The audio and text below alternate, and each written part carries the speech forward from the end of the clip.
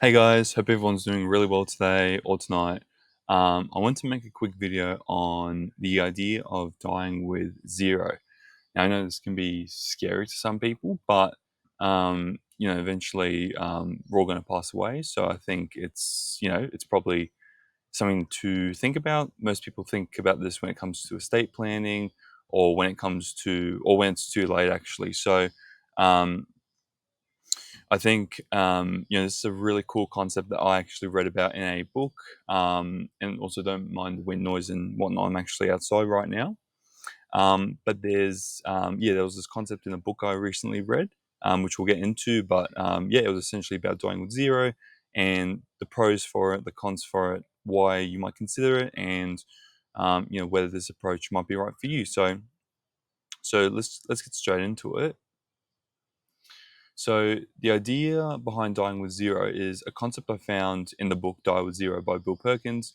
It's a great book, and I found it quite eye-opening because it wasn't something that I'd actually thought about or considered or anything like that previously.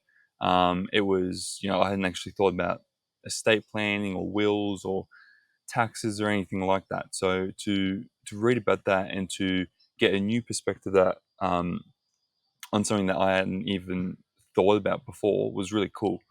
Um, and look, long story short, it's about questioning the traditional structure of growing wealth and using it or giving it in your life, right? So I think a lot of people will think about using up all their money or maybe saving a lot of money, and then when they pass away, they either give that to the people that they care about through a will or something similar like that, and they really just haven't utilized the money to the best it can be utilized for themselves, but also for the people around them. The book also talks about extracting the most value from life by investing time and money into meaningful experiences rather than just dying with lots of wealth to your name. Now, this is something that really kind of struck me personally because I'm one that is really, I'm very frugal. I really make sure I can, have money compound and just kind of grow, grow, grow, and not really spend too much of it or really utilize too much of it.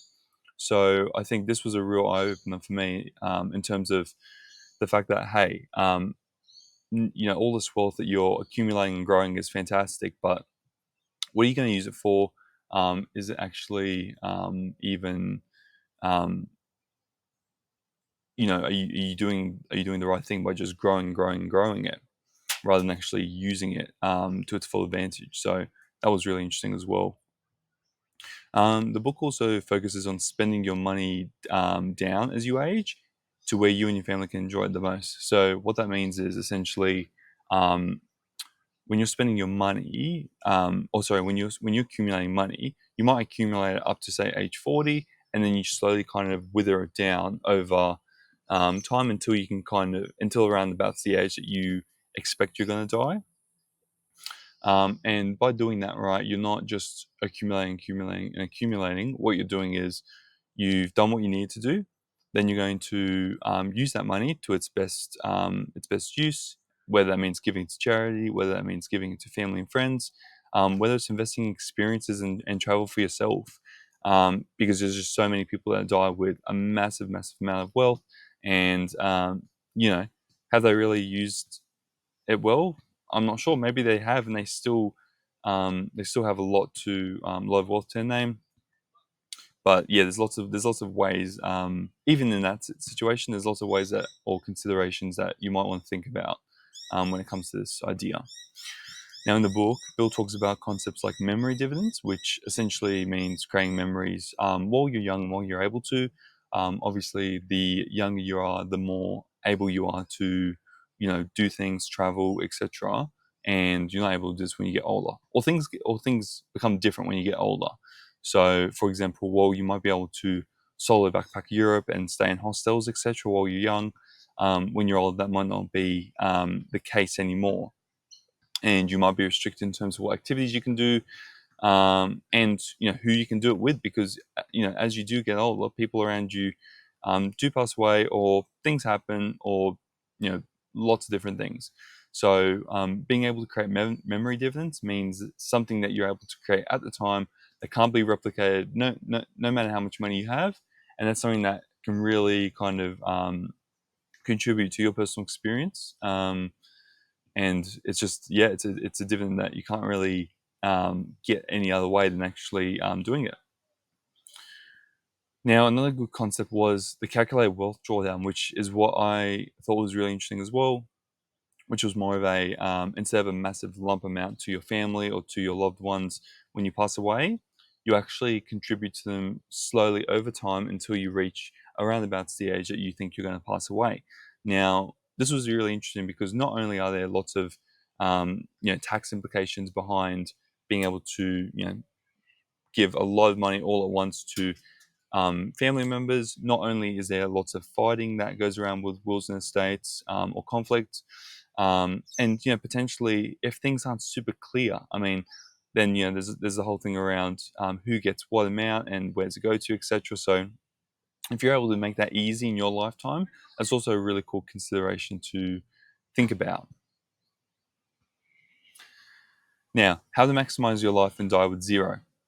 Now, from my research and also kind of things I took away from the book, I think some of the best things you can do are create bucket lists, right? So at each stage of your life, you might have a few different achievements or bucket list items that you want to achieve. Sorry. For example, travel at 30, you might have a range of hobbies at 40 years old, or you might want to take some amazing vacations at 50 years old.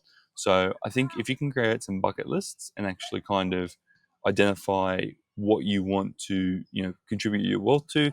For me personally, this might even be investing a lot, having a bucket list of creating, investing in 5 different properties would be awesome by the time I'm, say, 30 or 35.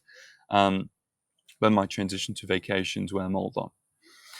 Now, this is a really important one that actually was an eye opener for me, but know your enough number. And what that means is, that number where if you go your wealth any further, it doesn't actually really tangibly make a difference.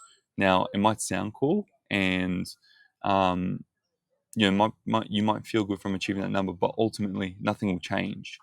So I think having an intention behind your wealth is going to be really important. And if you're not sure how to approach this, there's a video I made previously titled "Fire," and it might have been the previous video to this one. But essentially, long story short, FIRE is Financial Independence Retire Early, which is all about putting systems in place to kind of make sure that you can retire at a certain age with a certain amount of money, just depending on your lifestyle. I think another thing here is to focus on investing your money into experiences with people and things that you find joy in, rather than just spending it willy nilly. Right, just having a system or a goal or a plan in place that really maximizes the ROI that you get from the money that you've really worked hard to grow. Now, again, this is something that I really need to invest in doing in the future for me, because obviously just growing wealth over and over and over doesn't really do too much for the most part. I think another really good idea here is to give to those around you through your life when they need it and when it's best used.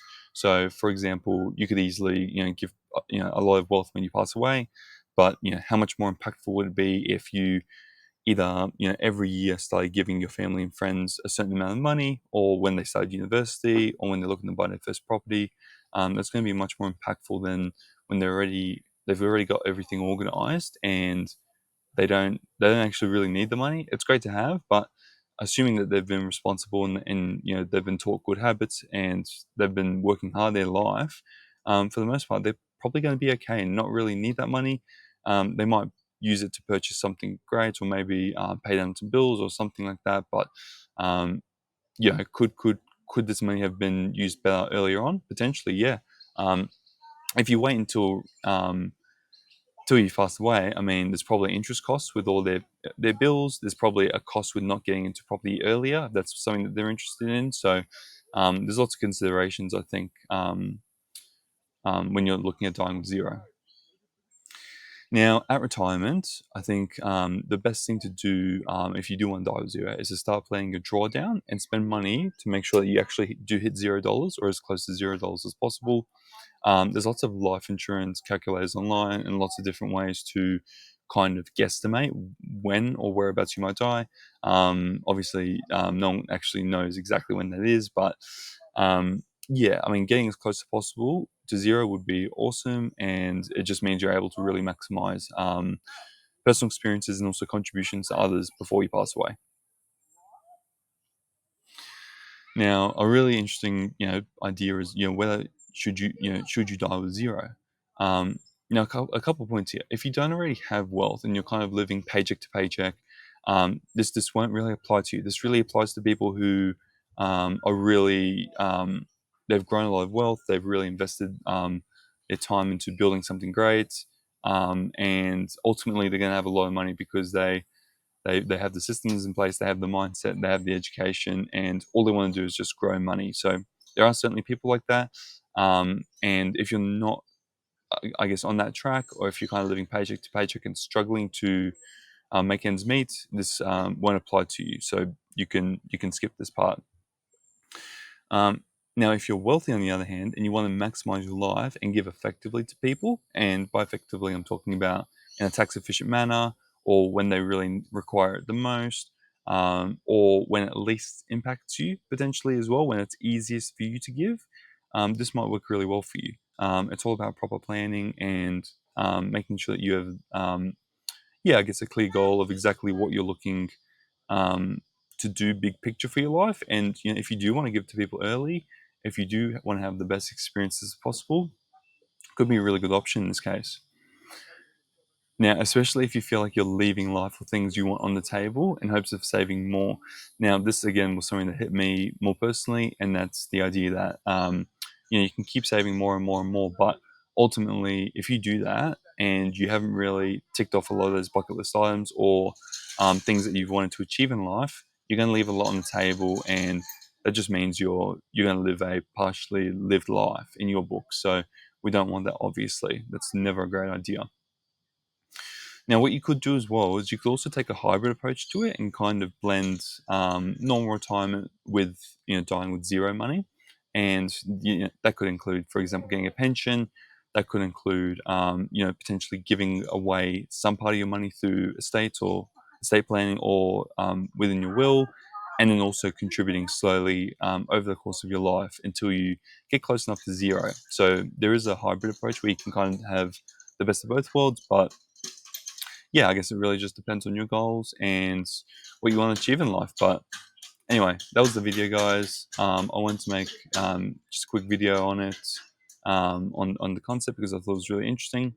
If you have any questions, let me know down below. Otherwise, I'll see you guys in the next one. Peace.